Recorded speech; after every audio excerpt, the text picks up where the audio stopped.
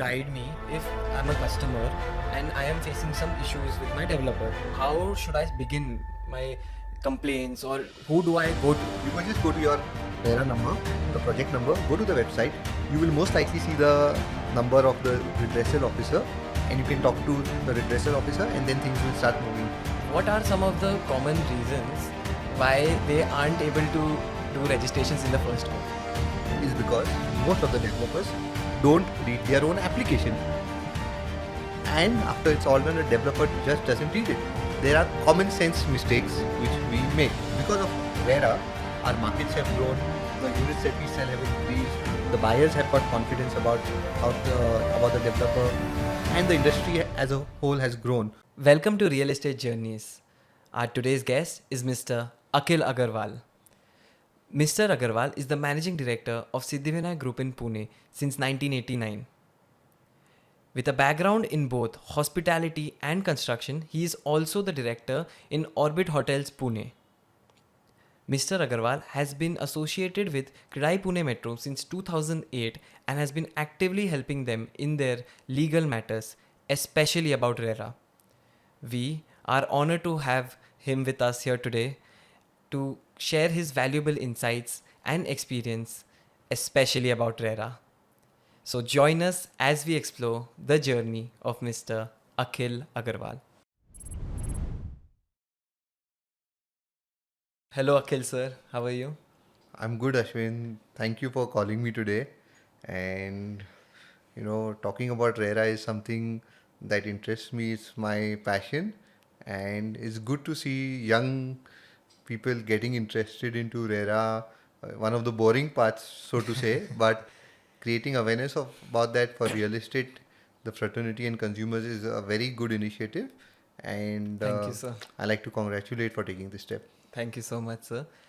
Sir, you have a really long journey, and to understand it best, I think we need to start from the beginning of your journey. That is your childhood. So, where were you born and brought up? So I've been born and brought up in Pune. Okay. Okay, my father was also born in Pune, so we go back a long way to in the city. I was born in the city area, Mangalwarpet. Acha. That's not what people think about Pune today, because Pune is grown. But at that time, Mangalwarpet was the heart of the city, and it was a different experience being born there. The childhood, the neighbors, the community, it was brilliant. Oh, that's nice. And afterwards, what did you do for your education?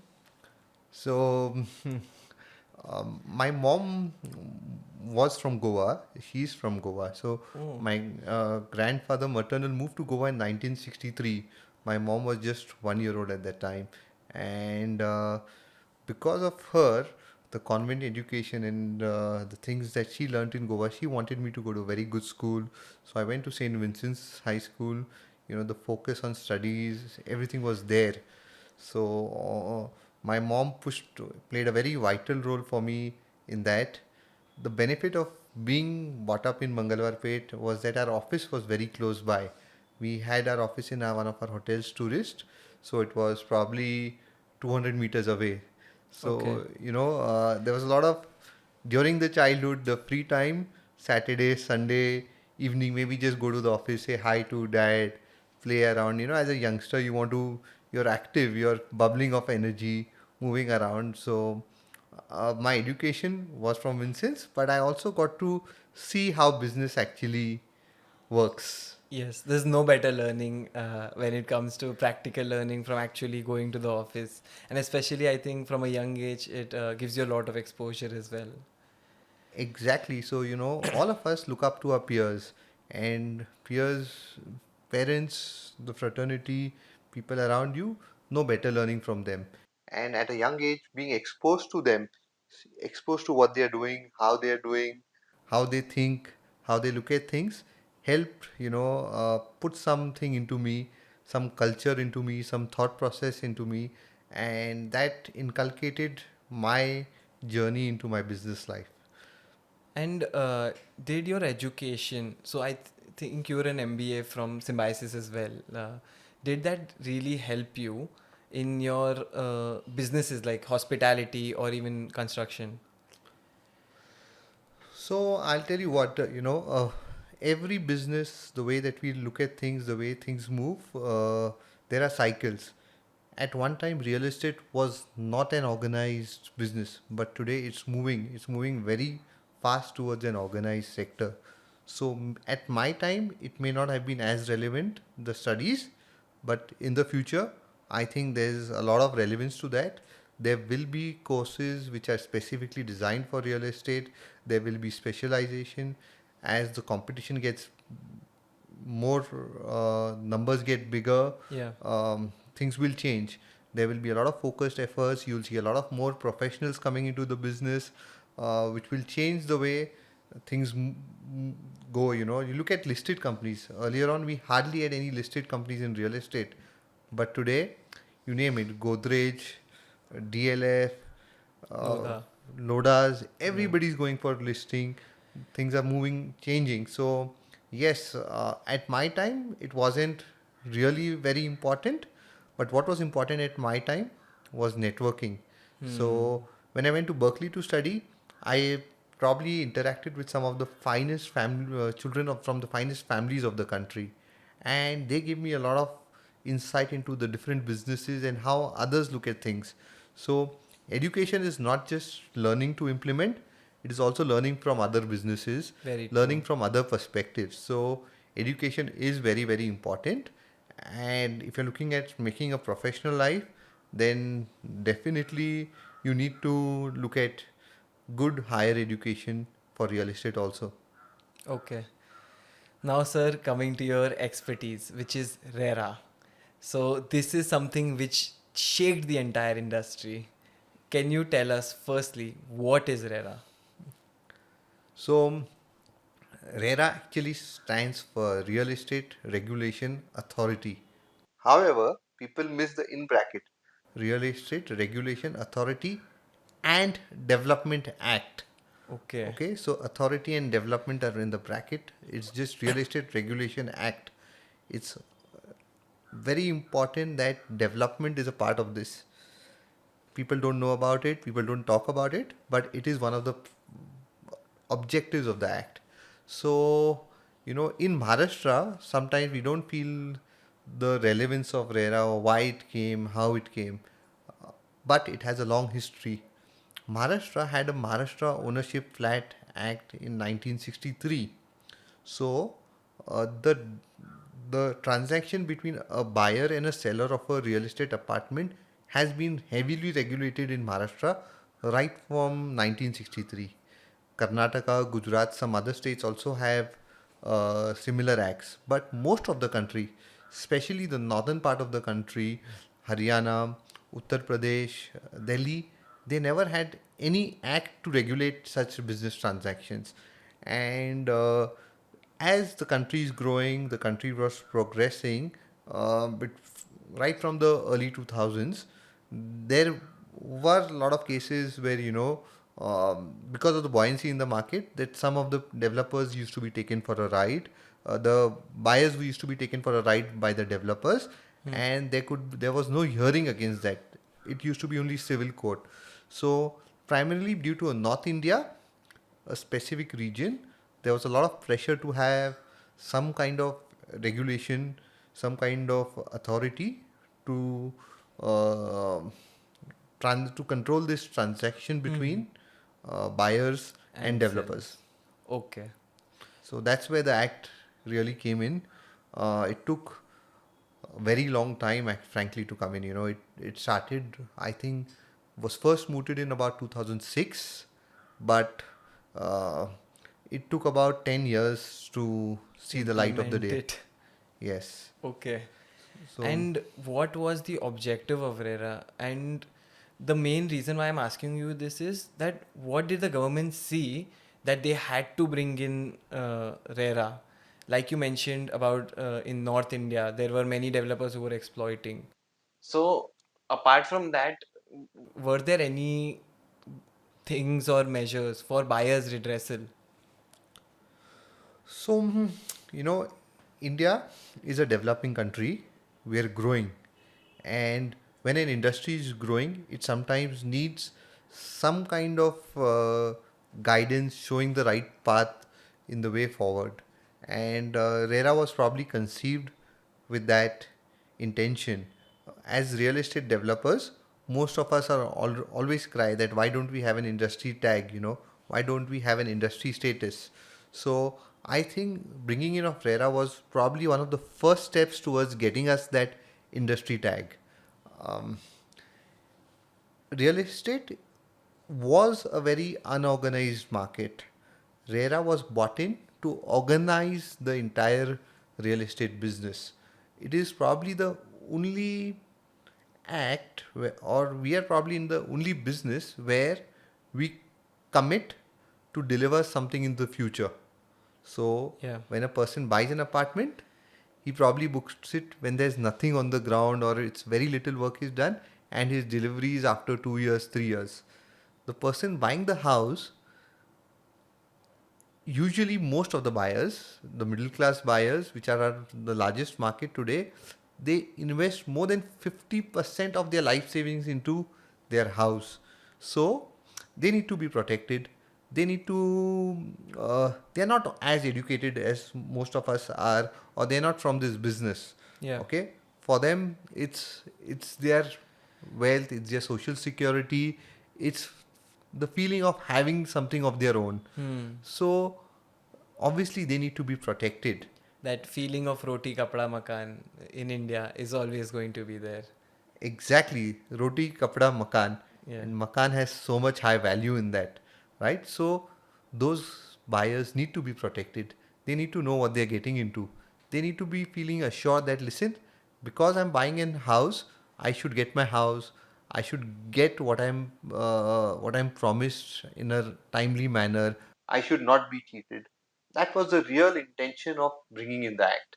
And yes, obviously this act came in because of certain developers from certain developers who were creating malpractices or whatever, but it was still the need of the hour. And I think the RERA Act will eventually lead us to become a much more organized industry, an industry which will have industry status. We will probably see a paradigm shift in the way we are doing business. I'm sure, you and me are already seeing changes. Yeah. We will see much bigger changes in the times coming ahead.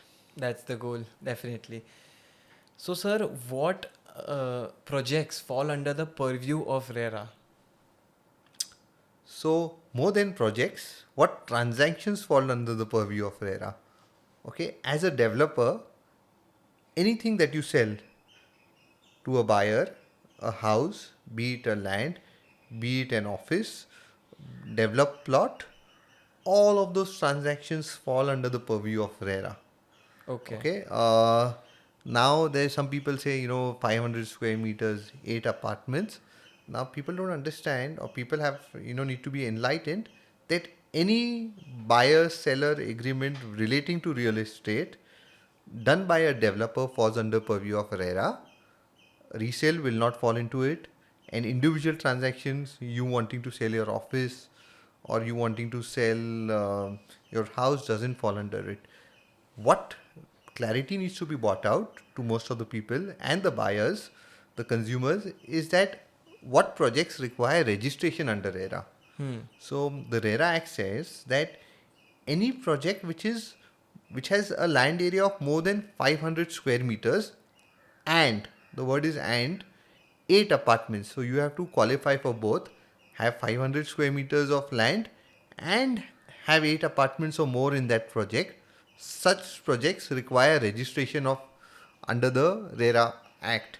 Okay. However, those below that, so if I have 1,000 square meter plot and I make only 7 apartments, I may not require registration under RERA. However, the act is still applicable to me. So, as a buyer, you are entitled to your rights even for such projects. Okay. I did not know that. Yes, so sometimes people don't know that what falls under RERA. Everything falls under RERA. Registration is a separate issue. what projects require to get registered under RERA and what do not require to get registered under RERA. In many cases, you in fact go ahead with your own funds and you complete the building. Yeah. Okay, once you complete the building and then you start selling, there you don't require registration under RERA. However, certain sections of RERA are still applicable there, like conveyance, defect liability, all such other obligations of the promoter are still there, even though the project doesn't require registration under RERA. Okay.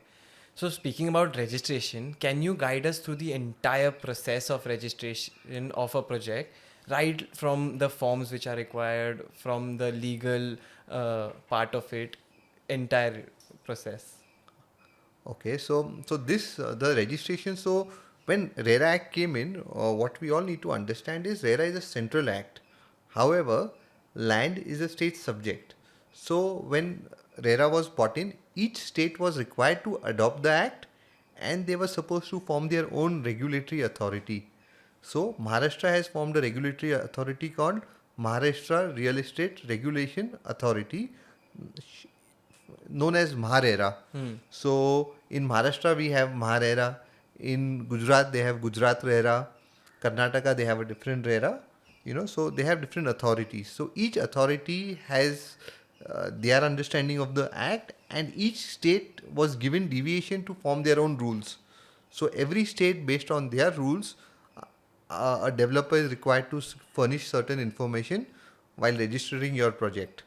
So the prime intention of RERA, or let's say Maharera now for the sake of clarity, is that the buyer should get absolute transparency while buying his apartment.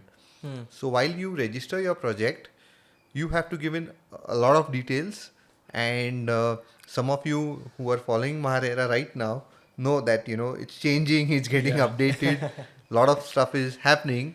As we speak right now, Maharera has put in a new software called Mahakriti. The entire registration process is being changed.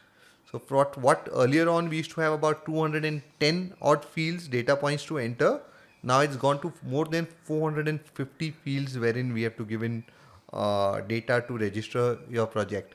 So I will not get into the details of all those fields, but I'll tell you all broadly about what we require. Yeah. So first and foremost, what you require is your approvals. You need to have ownership of the property. So whatever ownership of your property papers are there, that you need to have, and you need to get a title certificate from your lawyer saying that your property is so, and this is what you own, and what are the rights to develop your property. And in case of a joint venture, do you need the authority and the willingness of the other party as well? Yes, so I will get to the joint venture. First, while registering, you need to have your legal papers in place, you need to have your approvals in place, your commencement certificates, your NA orders, your clearances that may be required. Those are required. That's the basic without which you can't sell any apartment. Right after that, RERA is was made to ensure that buyers get delivery of their units. So you have to take various forms, form 1, form 2 and form 3. These forms come from your architect. The architect will usually certify the size of the project, the building, the type of building, the number of units, and the basic estimates. Form 2, which is given by your engineer, which will cover your estimated construction costs, what will be the cost for you to complete the project, your estimated quantities. And form 3 will come from your chartered accountant in terms of what costs have been incurred and what are the estimates in terms of corporation charges payable, TDR charges payable, development charges, finance costs, etc. etc. So a combination of all these datas needs to be fed in uh, to the Maharera website. Now Mahakriti, the entire process is online. There is a large video on that, how to go about and do it. Uh, it's become slightly more complex now, but yes, it's still a very online process. It's probably the only government department where you don't have to visit that department. if there are about 10,000 developers in Maharashtra, I can proudly tell you less than 100 developers would know where the RERA office is. It is such a brilliant and online process. So a lot of detailing needs to get into it. I can talk for 2 hours on registration because it's upgraded. A lot of changes are happening. I don't think it's the right thing to do right now. But Okay. you need to. We can have a separate session for that. To answer your question about joint ventures, uh, so there is a definition of a promoter and a definition of a co-promoter. So what RERA defines is that anybody who has some interest in the project, financial interest, in terms of profit sharing, in terms of sole selling, or some other definitions, he needs to also register with you in the project. So the moment you have a joint venture agreement wherein a portion of the sales revenue, the money which is flowing from the customer will go to the landowner, he will become a co-promoter and he needs to join in with you while making the application for registering your project as a co-promoter. Okay. So they also need to be involved. In case of land sharing, area sharing agreement, if they are going to sell their units under construction, they also need to register under RERA. Okay. So, coming back to the forms and the procedure which we were saying, so what other forms are needed? Like you discussed form 1, form 2, there are the three forms which you have Right, mentioned. I think right, form A, form B, and form D. right. So, what other forms are there? So there are quite a bit of forms. Your first is your legal title certificate that needs to come in. You need to give various declarations about your commencement certificate that my building is supposed to be a 30-story building. I've got 20-story sanction right now, so you have to give a declaration about your commencement certificate. You have to give a form B. Form B is like an undertaking saying that I will deliver the project on this date. Those forms need to be given in. Similarly, as recently as less than a month, we need to give in more disclosure in terms of amenities. Hmm. What are the amenities that we are coming in? So what Smarera has done, they've actually gone and analyzed on what issues they have complaints, and then they have kind of now brought it in through your legal agreement. So when you register your project, you also need to give your agreement that you need to that you're going to register with the buyer. Okay. Okay, so you have to upload that agreement. Now, RERA has a model form of agreement, and developers are allowed to change that. However, there are certain clauses which you cannot change, Like? like force majeure, Hmm. okay, consent from the buyer, like conveyance. That conveyance has to be done within 4 months from occupation certificate. Like delay, if the developer delays, what is the compensation that he's going to give to the buyer? So all of these are mandatory clauses. So along with that, before you register your project, you have to make your agreement. Hmm. Your agreement needs to have much more details now, including the amenities. The biggest challenge right now most of us are going to face now while registering new projects are your amenities. What are the amenities? What are the sizes? When you're going to deliver? That's a very recent thing that's come in, so people need to focus on that right now while registering your projects. So, within this year, what were the various circulars by RERA, and could you explain them? So we've had lots and lots of circulars that have come in. So we need to understand that when RERA came in 2017, the intention was to get as many real estate players under the ambit of RERA willingly. So at one time when the all India number was probably at about 30 or 1000, Maharashtra had more than 20,000 projects registered. Almost 70% of projects were registered in Maharashtra. Wow. So the then chairman, Gautam Chatterjee, ensured from day one that you have an online system where all your registrations are done, uh, right sitting in your office, no interaction with anybody.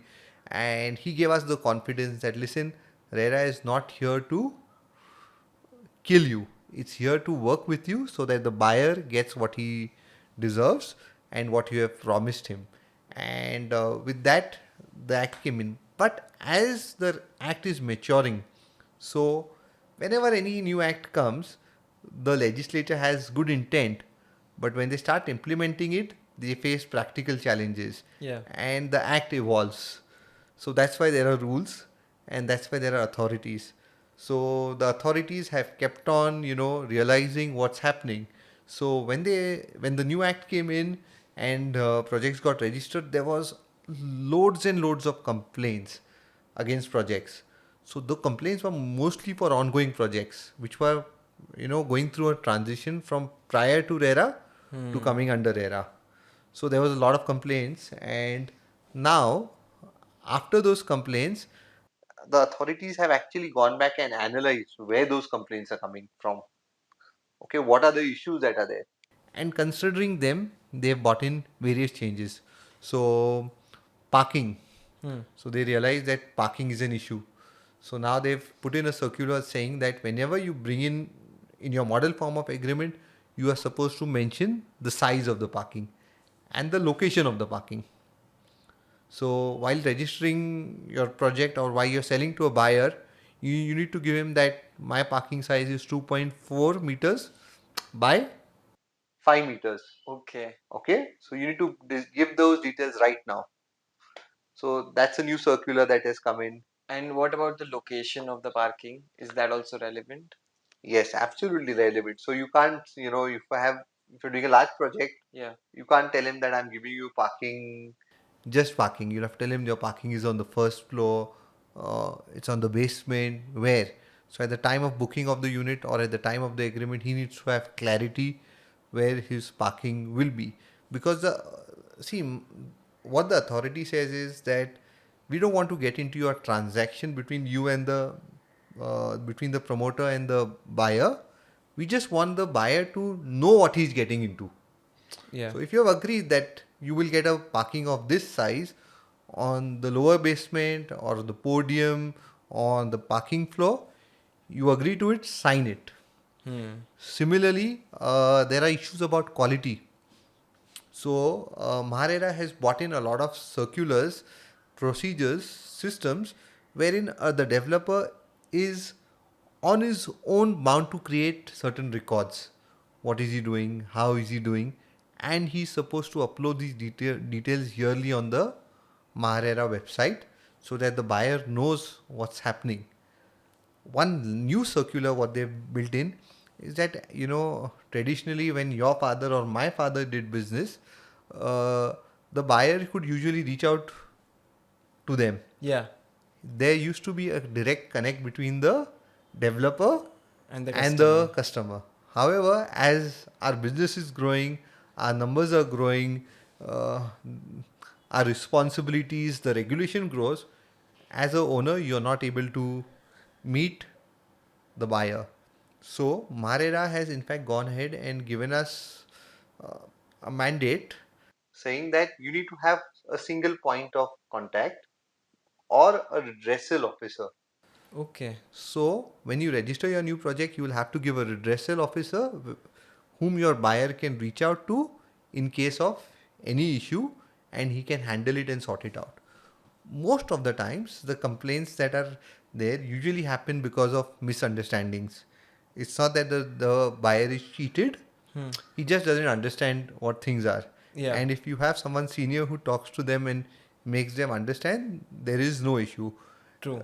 Lack of communication. So Maharera actually is encouraging a dialogue before a case is filed, that if you can sort it out on your own or if there's any misunderstanding, it can be removed then and there. So Okay. right from amenities, qualities, redressal officer, your commencement declaration, your carpet areas, a lot of things have new circulars have come in over the last couple of years. Sir, speaking about the circulars you just mentioned, can you tell us more about the amenities circular which has come? Okay, so as I said, the circulars are coming to reduce the disputes between the promoter and the buyer. So in many cases, the developer has promised that I'm going to have a tennis court, I'm going to have a basketball court, I'm going to have a swimming pool. Okay, so it's a very subjective matter. People tend, or there could be chances to misunderstand what it is. So this circular specifies that okay, if you're going to do a swimming pool, you please specify what could be the size of the swimming pool. Whether it's a 24-meter swimming pool, 42-meter swimming pool, or a 10-meter swimming pool length. If it's a tennis court, whether it's one tennis court or multiple tennis courts, if it's a basketball court, is it just a basketball court or is it just a ring, where they're going to shoot? If you're giving the clubhouse, just an approximate size of what the clubhouse size could be, whether it could be a 2000 square feet clubhouse, world class clubhouse. So, some buyer can interpret it in whatever manner that they want. So, they're trying to bring in specifics in terms of numbers. Okay, this is the size of the clubhouse, and this could be the location of the clubhouse. That I will deliver this clubhouse in phase 1. The swimming pool, I can deliver it in phase 7. So when there's a large layout, multiple buildings are there, Yeah. you may not be able to give all those amenities at day 1. You may have to construct that at a later date. So the buyer, along with the sizes, should also know the date on which he's going to get that promised amenity. So the open space, for example, where you have your sports activities, because of an ongoing construction, you may not be able to deliver it with the first phase or the first 2 buildings. But once your 10 buildings are ready, then you will be developing that. So you have to give the date on which the larger layout will be complete. Along with that, the amenity that could be complete. So again, this is just to bring in transparency and knowledge to the buyer that this is what he's getting into. That I'm buying the apartment, I will get my apartment in the year 2025. The entire layout should be complete by 2030. At the end of 2030, or if the developer wants to do it earlier, 2028, whatever the year, based on the transaction, he can give clarity to the buyer when he's likely to get the promised amenity. So, does the date of delivery of the flat and the delivery of amenities need to be same? Very valid question. They don't need to be same.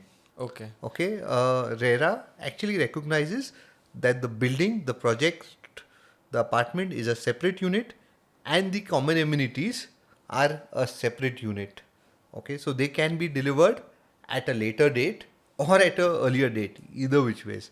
So if you have 10 building project, you could probably make the clubhouse with the first 2 buildings, and when somebody is booked, done an agreement for the next thing, he may be able to get benefit of the clubhouse immediately when he gets possession. Similarly, if you want to do it at the end of the project, the first 2 building guys should know that they will get it at the end of the project. So they Okay. can be absolutely different dates. Okay. Okay. And as you were also talking about registrations, you have consulted so many developers and helped them with their registrations when it comes to RERA. What are some of the common reasons why they aren't able to do registrations in the first go? So, after going through so many registrations and uh, talking to so many developers, talking to people who are doing it, we have a team in the Credai Pune office who are helping out developers. And the single most important reason where I felt that there was a delay is because most of the developers don't read their own application. They usually have somebody in their office who does the application, or it is given to some staff or to a third party who is doing it from them. And after it's all done, a developer just doesn't read it. There are common sense mistakes which we make. That is the single biggest reason of a developer not getting his registration on time. Could you give some examples of some applications? Like, where in the application do they fail? So, your land area, your title certificate will mention that you own 10 acres. Your plan sanction will show only 7 acres. And your application may not even show 7, it may show only 3 acres. The total mismatch in that. So, you need to have all these papers in order. So, you can say that I own 10 acres on that 10 acres, I'm doing a project on 3 acres. I have a approval of 7 acres, but on 3 acres is on which I'm registering my project. So all your details, your legal details, your technical details, your financial details should all be in sync with the application that you're making. Okay. You can't just, give it to an untrained staff about what is it that you're registering. So, training, we do a lot of seminars as CREDI and we want people to get engaged and learn about it. However, they still aren't right up there in terms of training and they make these silly mistakes. Usually, if a developer goes through his registration uh, application once, he will himself find out, oh, I've made 5, 6 mistakes. So, the best way to reduce your time of getting your registration is to read your application yourself before submitting. Got it. We'll definitely keep that in mind. And sir, what is the success rate of developers, at least in Pune, of getting their registrations in the first go? So, as the registration process is becoming more and more complex, this ratio is going down. Uh, it's less than, I think, 30% right now. Less than 30% developers get their registration certificate at one go. However, we have a team who's helping us. So what RERA has done is that, sometimes uh, there are obvious mistakes and they don't want interaction between the developer and the registering staff. True. So they have created a concept called SRO, a self-regulatory uh, body, okay, organization, so to say. So CREDI is a SRO, and we have a representative who can actually talk to the authorities who are doing registration, understand from them where we are making our mistake, and then they can go and talk to a developer and sort out those issues. So these SROs, the guys who work for us, are very effective in guiding the member where he is making a mistake, where he needs to correct, and we can understand the authority perspective and convey it to our developer friends. Okay. And for developers, is there a specific buffer time which they should keep in mind before registering a project? If their project launch is coming up, is there a buffer time which they need to keep in mind? So, based on the past experience and based on how good your organization is, if you make your application in the right manner, Yeah. without any errors, you can get your registration within 10 to 12 days also. Okay. However, if your project gets stuck, then there's a lot of back and forth that goes through. So, if your team is well organized and geared up, you should plan for 15 to 20 days. Okay. And if you're not doing your project registration often, or you're not a developer who's registering very often, who's updated very often, you should plan for between 30 to 45 days to get your registration certificate. This is before the launching. Exactly, before you do any advertisement. Okay, okay. And now that we've understood registration, the next part is that the developer starts selling. So, how much money can a developer take while booking? So, what RERA does is that it mandates that you cannot take more than 10% of the unit cost before you register your apartment. So, you can take whatever money you want from the buyer at the time of booking, it should not exceed 10%. And the further money you can take only after you sign the agreement and go and register the agreement. Only after that you can take further money from the buyer. Okay. And who decides the money? So, the money is taken according to the progress, correct? Who decides this much progress is done of the building? Are there any certificates which need to be issued? So RERA actually gives you flexibility on your payment schedule. How much you can take at the time of plinth, how much you can take at the time of structure, how much you can take at the time of brickwork, etc. However, you have to give it in the deviation format while you're registering your project. When your model form of agreement should say that this is the RERA suggested payment schedule and this is the one that you are demanding, and say your plinth is done, you, on the request of the buyer, he he may ask you for a plinth certificate, plinth completion certificate, or a plinth certificate from your architect, which you may have to provide to him. Now, the important part out of all of this is that whenever you withdraw money, you require to submit your architect, your engineer, and your chartered accountant certificate.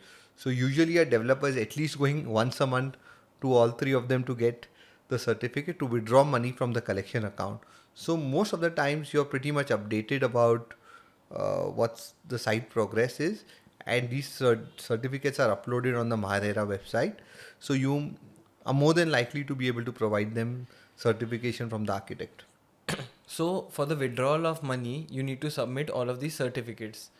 And what I have seen is that a large sum of developers don't even update their real-time inventory on Maharera.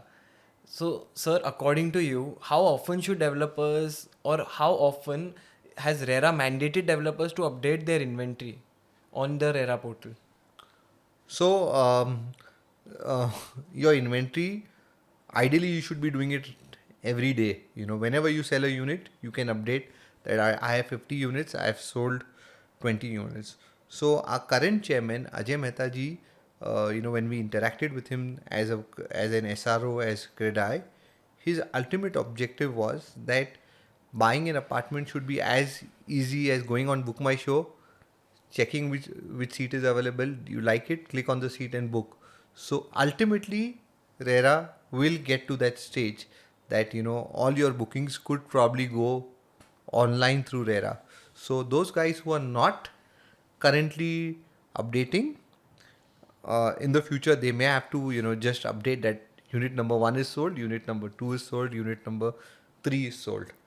But Besides this, you have to do your quarterly updates, Form 1, Form 2, and Form 3, which now, because of linking it to the banking process, where your withdrawals happen on the money expended, you usually end up getting that more often and you upload it more often. okay. Sir, just a question that why can't the government, since IGR data is available and whenever there is a registration, so RERA and IGR data, can't they combine together to have a real-time inventory of various projects? So it will happen very soon. We never we never knew how technology is affecting us. Today, with IoT, AI, and a lot of new things coming in place, the government is geared up.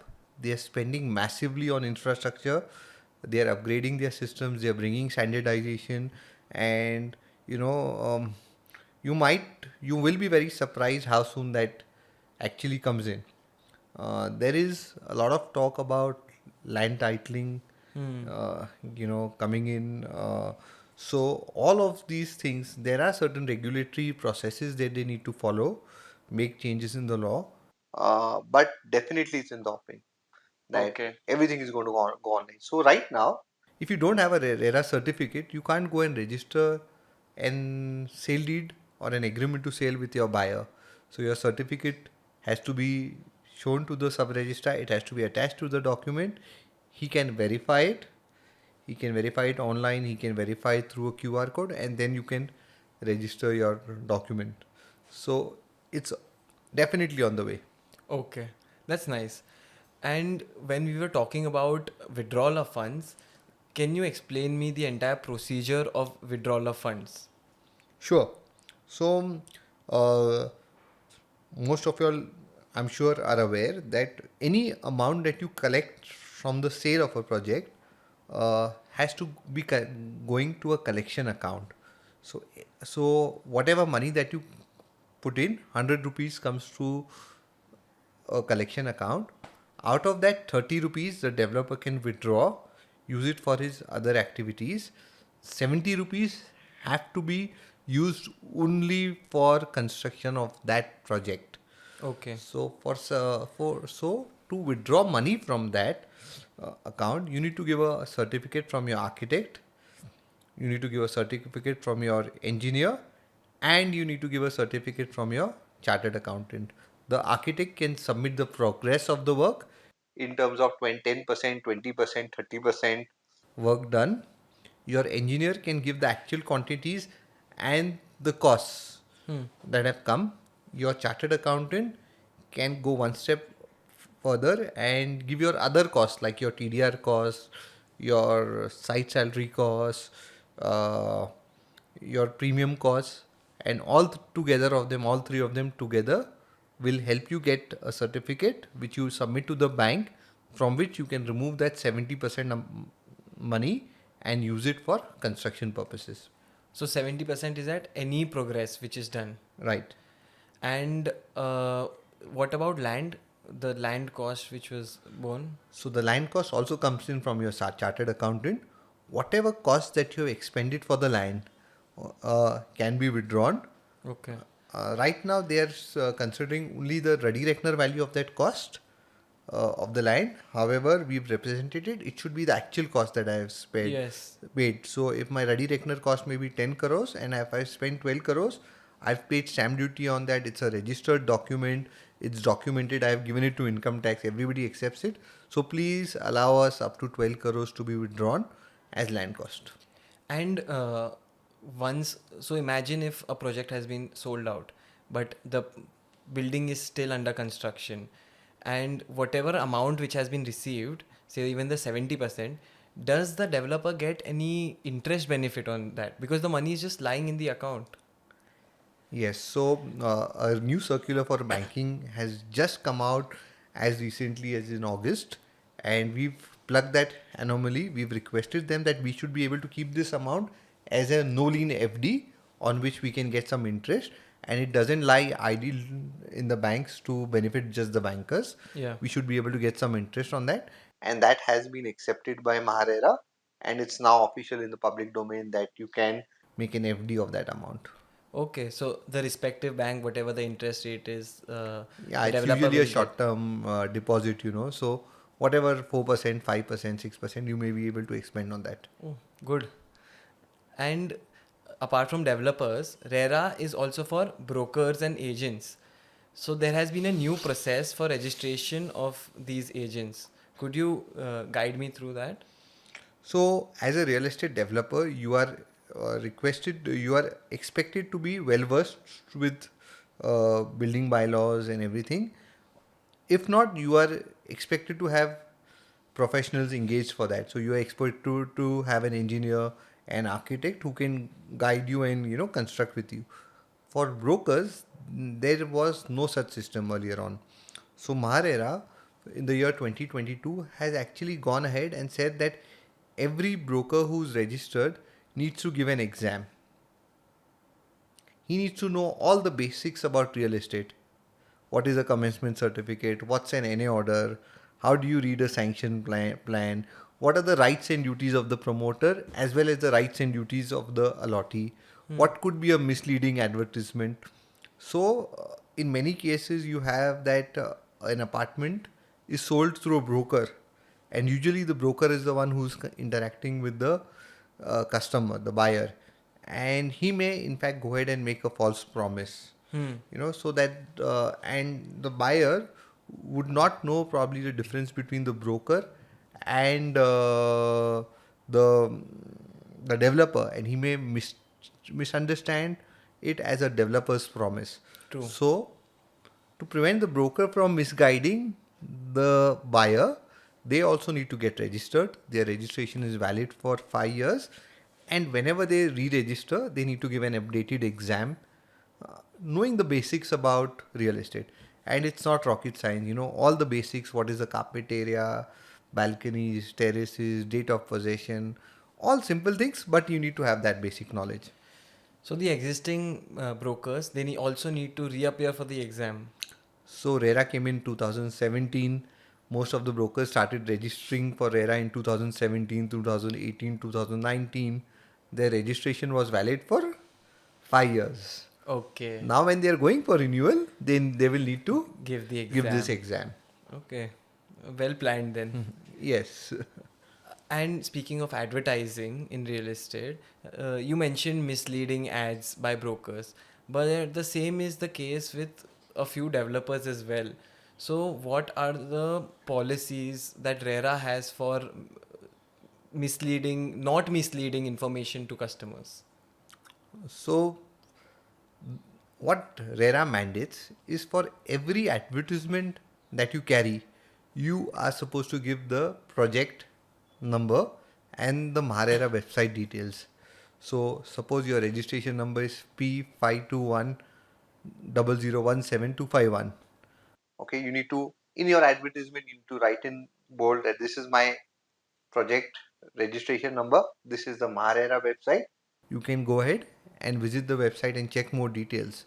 Now they have gone one step ahead.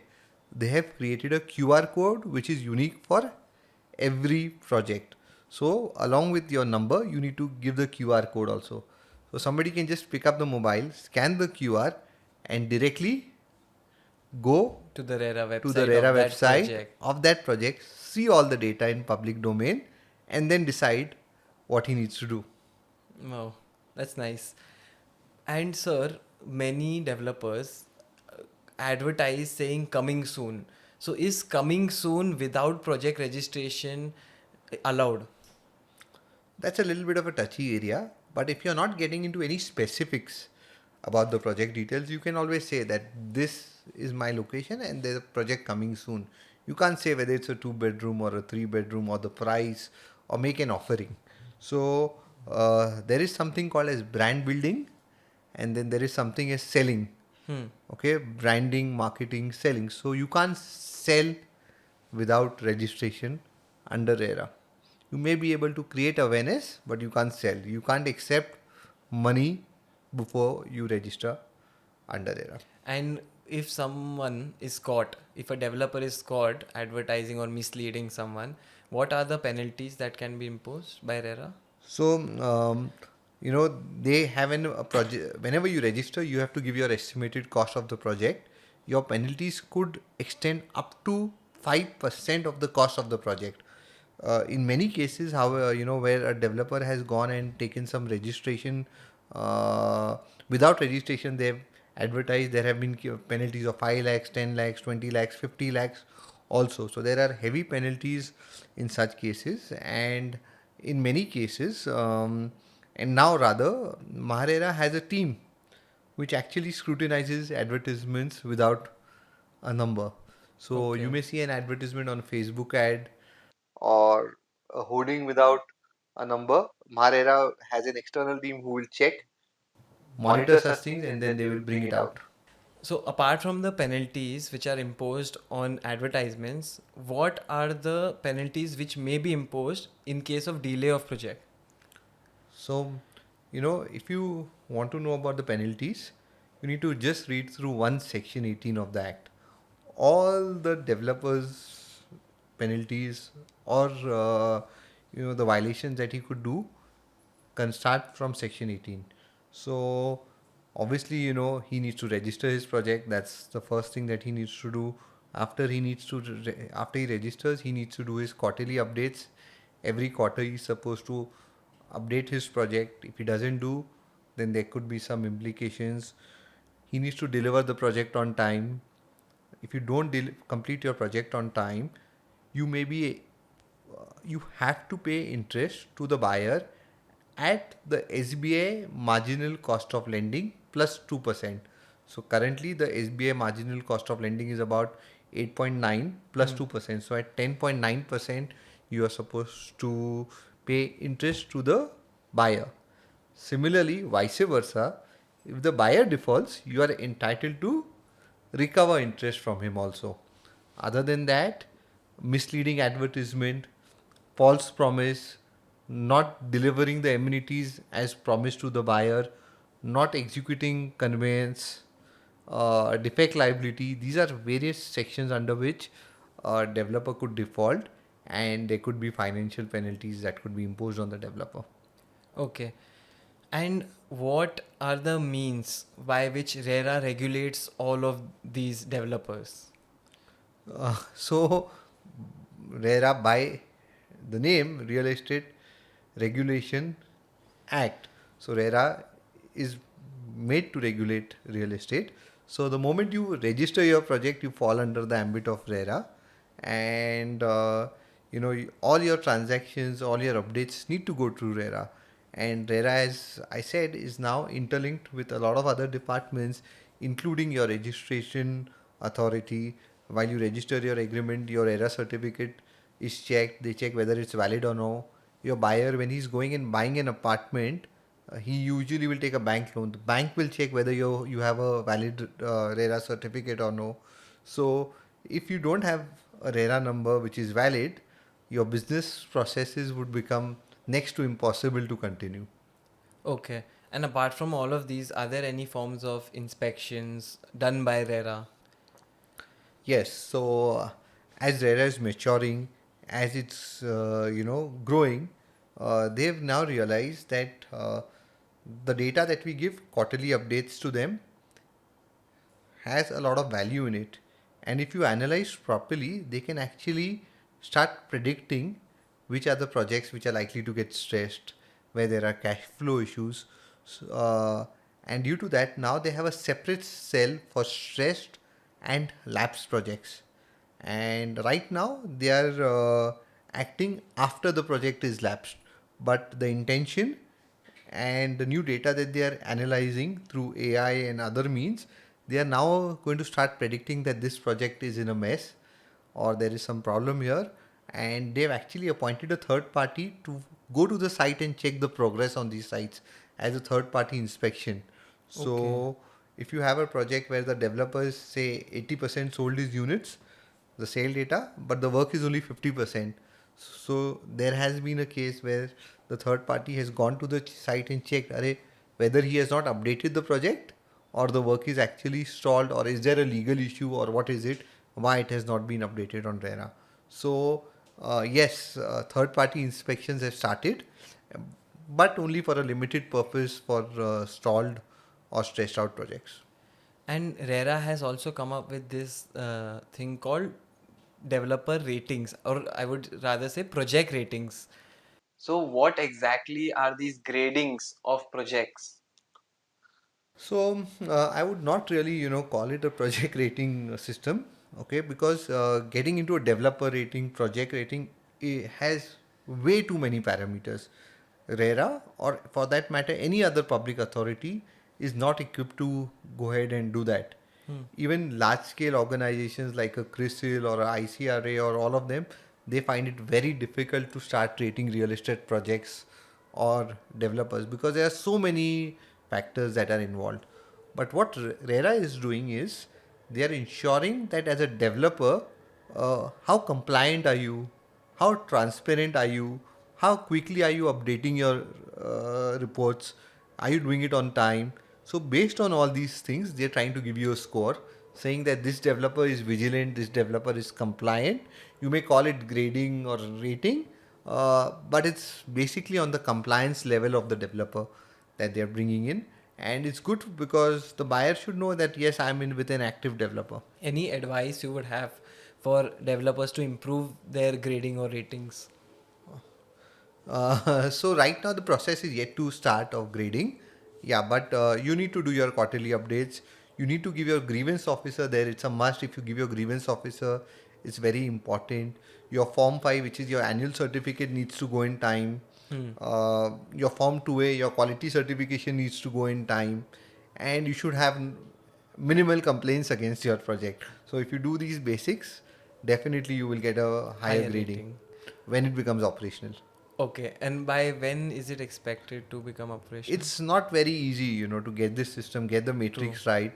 They're getting in a new software to help probably, the new Mahakriti is designed to help them start grading developers, get in that data, work on the financial things, work on the legal things. It's not very easy. It's a algorithm which is slightly difficult to crack.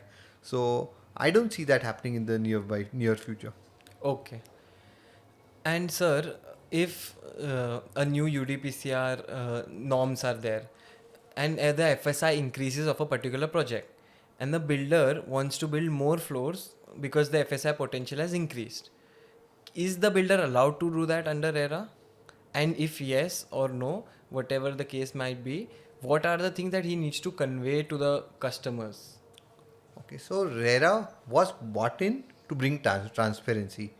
So while when you register your project, you are supposed to give what is your plan for the project, how many storied the building will be, what is the basic FSI that you could get, what is the paid FSI that you could get, whatever details that you want, you can put it in the public domain. Okay, so if there is a variation in that, then you can actually go back to the buyer and ask them for their consent. That, sir, earlier on I was making a 10-story building, but because of increased FSI, I am entitled to make 12-story building. There's a deviation in what I had promised or Okay. what I had declared. Please give me your consent. If you have more than two-thirds of the consent, then you can go ahead and make changes on the RERA website. So you need 2/3 of the existing clients or customers and their consent. Only then you can do this. Exactly. But a lot of times buyers or others mistake it that, the developer has already declared that I'm making a 25-story building. I have approvals till 10th floor. The next 15 will come from paid FSI, Hmm. TDR, ancillary, so many other things. Buying it and putting it in. So in such cases, I don't require any consent. There is also a concept of vertical phasing in a project. Hmm. So in a larger city like Mumbai, you could have a 30-story building, you could have a 50-story building, you could have 70-story building. So 30 stories could be a different project, the vertical next 20 stories could be a different project. So only for the phase that you have registered, there if you're going to make a major change, you require consent. Otherwise, you don't require consent. Okay, so in Mumbai, it's just like we have for multiple buildings projects. So over there, it's vertical also. Yeah, it's all over the state, but it's majorly used in Mumbai. Applicable mostly over Yeah. there. Okay. And can you guide me if I'm a customer and I am facing some issues with my developer? What is my redressal or how should I begin my complaints or who do I go to? So, as I said earlier, Maharera now mandates that there should be a redressal officer whose details are available on the public domain. So, you go just go to your RERA number, the Hmm. project number, go to the website. You will most likely see the number of the redressal officer, and you can talk to the redressal officer, and then things will start moving. Most often, the case is that there is a delayed possession. Hmm. That's like 90% of the complaints that are there. In such cases, it's always easier that you can, talk to the developer and sort out the case on its own. If you don't, then there is a conciliation forum. So, Section 32 and 33 of the RERA Act mandated authorities to form a conciliation forum wherein there are representatives of the developer fraternity and the consumer bodies. So there is usually a bench of one representative of the consumer and a representative of the developer body. They will sit together. They will call the developer who's at default on application by the buyer, try and sit with them and sort out those issues and amicably take things forward rather than going into a complaint process. Okay. So, what is the top level of escalation till which a customer can reach if their issue is not being solved? So the first thing is with the developer, second is conciliation, third is you go to the authority, the RERA authority who will hear your case.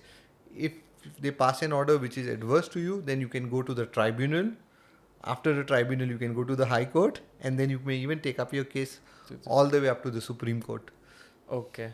And have there been cases or where people have gone till the High Court or the Yeah, there have been cases since RERA is a new law. Uh, the, People have different views about the act, different perceptions. So, in certain cases, yes, the matters have reached the High Court, and now probably they will go to the Supreme Court also. okay. And if someone wants to buy a new home, what are the various things that they should check in RERA? The first thing that they need to check is does the project have your RERA number? If it has the RERA number, go to the MARERA website, put in the number, see all the project details. You will see what is the type of the project, residential, commercial, who's the promoter, his name is available. You may see a track record about the promoter, what all projects he has done in the past. Then you can find out a little bit of his history. Then what is the type of the project in terms of 2 bedroom, 3 bedroom, row houses, plots, how many units are coming, what is the likely date of completion of the project. all such details are available in the public domain. So if the project has a RERA number, prima facie, he's got all the approvals in place. He's got a title report in place. There could be an encumbrance column, whether he has taken a project loan or not, or whether there's some dispute regarding some ownership of the land, that is given in the public domain there. So you need to check that. Track record of the developer, it's visible on the RERA website. So just these two or three things. Having a RERA number should give a lot of confidence to the buyer, saying that, yes, somebody has checked what is happening. Okay. And sir, any advice you have for the government or the RERA body, since you have been interacting with them, or any suggestions you have for them which they should implement to make it a more seamless process overall? So, as real estate, our request always to the authority and the government is that real estate regulation act also has the word development in between. Okay, so it also mandates the authorities to look at a single window clearance system, approval system, bring in more transparency, take up our issues more actively with our housing issues with the housing ministry and the state governments. And I would appeal from this forum through this podcast that, sir, whoever the authorities, while we cooperate with you with all the initiatives that are required for consumers, real estate needs developers also. So the developer side of the story also needs to be presented to the government authorities, and who better than the regulator to understand our issues and take it up with the respective government departments. Any big 2 to 3 issues which you think should come into light and the government should act upon those? So they have a very good approval online system, the BPMS software system now. So most of our projects which get approved are getting approved through this online auto DCR or BPMS system. Our commencement certificates should be linked with RERA automatically, so that the duplication is removed. The approval system is there, the data is there, it just requires some kind of coordination with the government authorities. It can save a lot of time, for both a lot of time and effort of the government authorities to link where they have to send this to RERA, they need to physically verify it. If it can be done online, which is what's mandated, they've written, it's not happened. It's a very low hanging fruit which can be done right away. Very true. And any advice to your fellow developer fraternity? No, I'm too small to advise, but yes, RERA is something that, I was one of you all who was afraid when RERA came in, what will happen, but it's nothing to be afraid of. We have to embrace this change. Uh, because of RERA, our markets have grown, uh, the units that we sell have increased, the buyers have got confidence about about the developer, and the industry as a whole has grown. So we must embrace RERA. Most of us have, and be geared up that there could be some more regulations that could be in the offing, but they will be definitely in the longer run good for us as an industry. True. So, sir, do you think that overall RERA was for the buyers or for the developers? So RERA is for the real estate industry, and no industry can do well without the consumers. So any act, anything that the government regulation, anything that is bought in keeping in mind the end users and the consumers. So if the consumers do well, if they have confidence in us, we grow, our business grows. So I don't see them as mutually exclusive, I see them mutually inclusive. If the consumer is happy, his interests are protected, our industry grows, and we grow together. True. And finally, sir, what do you think is the future of RERA in India? Oh, the RERA is here to stay. Uh, the way that they're going, the way that they're progressing, and the reforms that they're bringing in, I would not be surprised in 15 to 20 years, 10 to 15 years down the line, RERA will just be a body and everything will be smooth. We'll have a system where everything is automatic, things move in very smoothly, and RERA is just there to oversee. That's their intent, and the way they are progressing, we will see that happen very soon. People won't look at RERA as a bothering thing.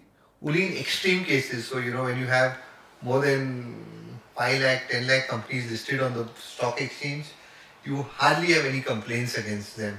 So RERA eventually will lead us to that status where 99.9% projects don't have any complaints against them, and we get into a very healthy industry. Wow, that would be great. Well, sir, thank you so much for being there on my podcast.